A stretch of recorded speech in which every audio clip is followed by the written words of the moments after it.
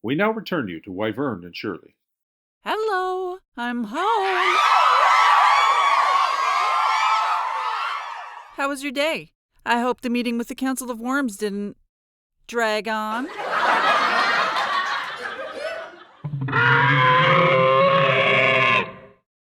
What you watching? Just reruns. Wait, my joke wasn't that bad.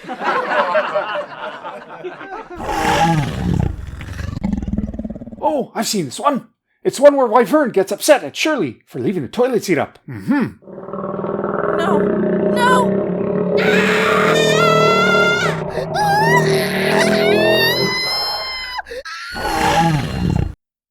Yes, predictably, she was wearing her Ring of Regeneration. The 15 straight minutes of Shirley being ripped to agonizing shreds is admittedly hilarious, but you know they'll never permanently kill a character.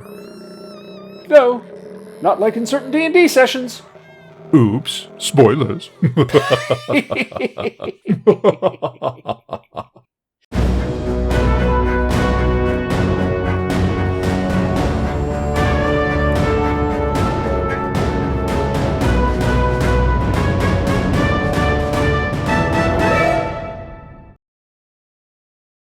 As always, the action is recreated using the Order of the Stick Monster for Every Season cutout minis.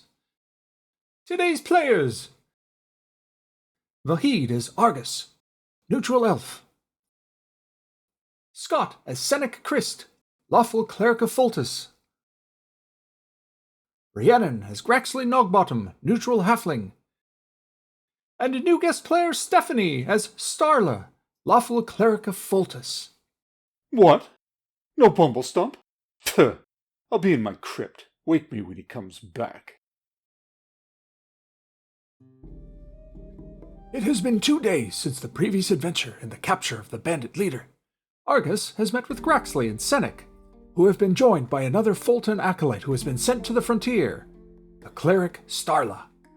When last we saw Senec, he was sequestering himself away a month prior for fear of having contracted the were-rat's curse. But time has proven that he and the NPC retainer Cal were able to avoid that fate, as the transformation never took place, so the curate Josiah has given them the all-clear. They discuss the many injustices going on around the keep. Starla and Senec, being of the Fulton Church, are privy to the knowledge of the Underwarrens, and that the church wants them mapped. Colin Bush has been away tending to his priestly duties, and hasn't been on hand to organize another mission, and the keep forces are undermanned to begin with, many having lost their lives in those very warrens. The keep authorities are unwilling to send more men at the moment.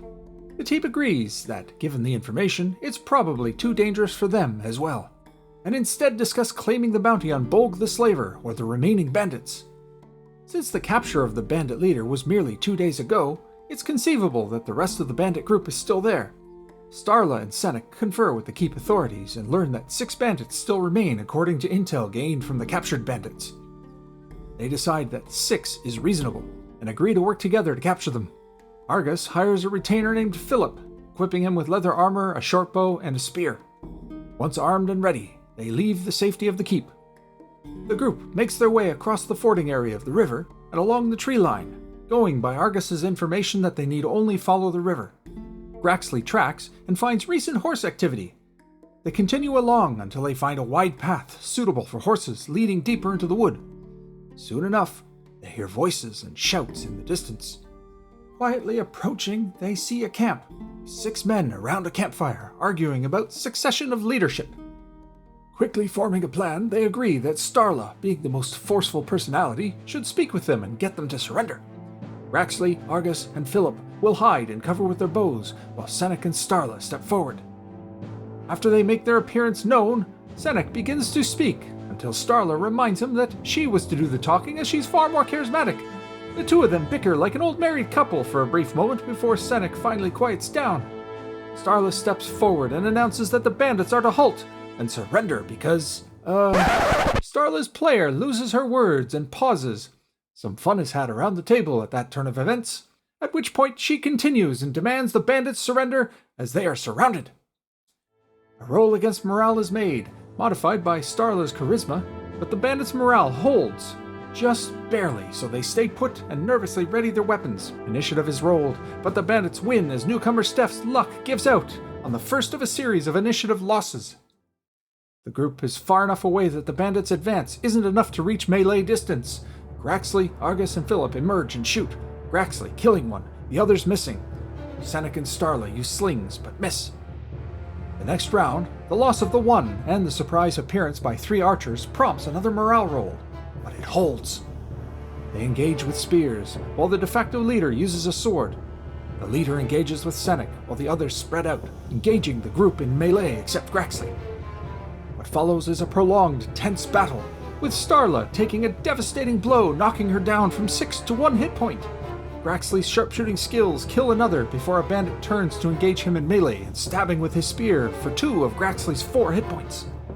Argus casts his magic missile at the leader, but in a repeat of the fight 2 days prior, a lousy roll of 1 means only 2 damage.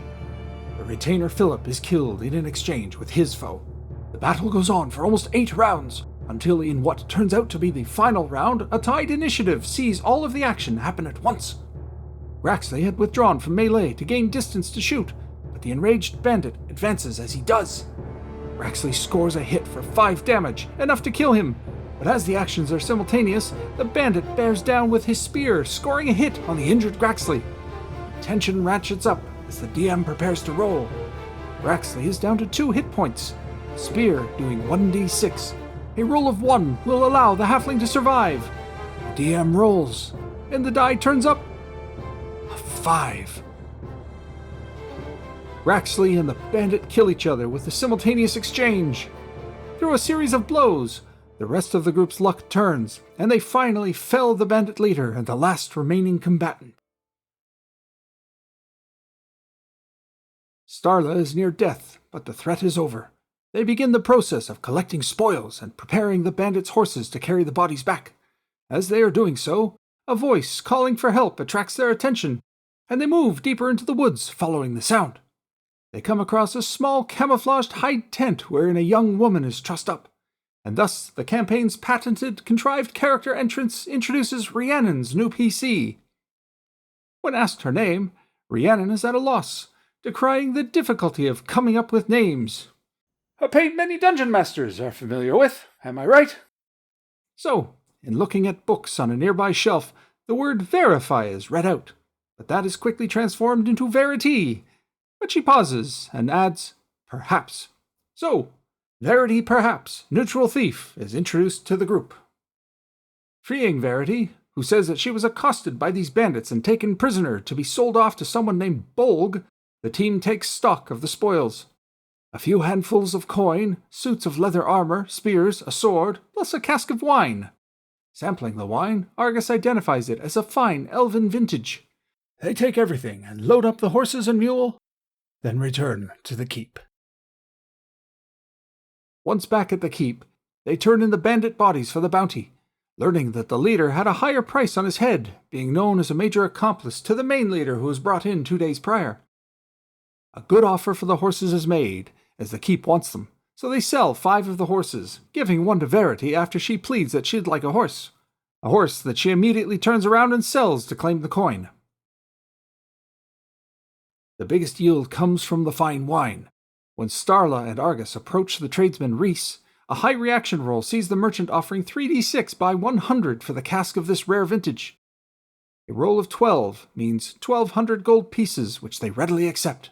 He tells them that he will arrange to have the money moved into a vault for them at the bank, but Starla is a clerk of Foltus, and the church has storerooms that she can use without paying the vault fee, so the money is to be sent there. XP is awarded. Senek Christ's 10% bonus for wisdom, putting him just over the threshold for level 2.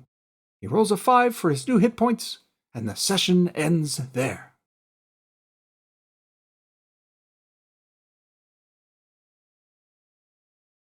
The bandits in the printed module have now been completely dealt with.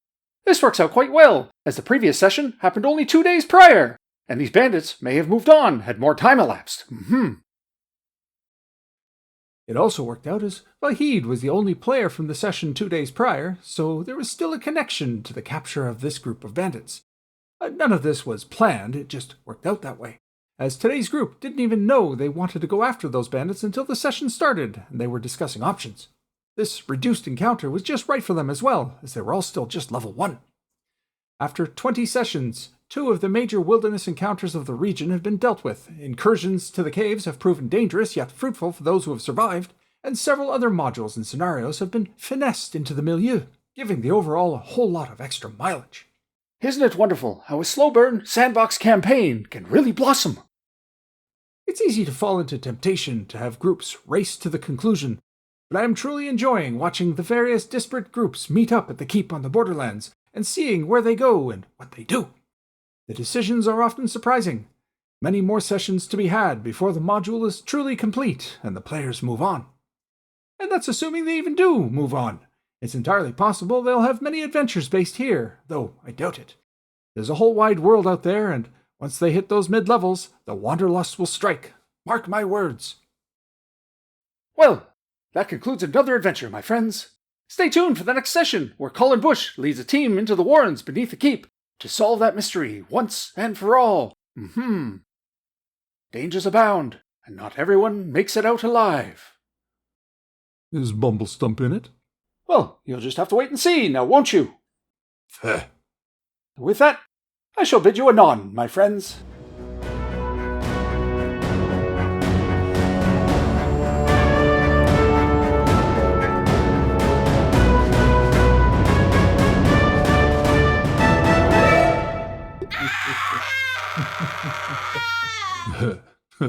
This never gets old.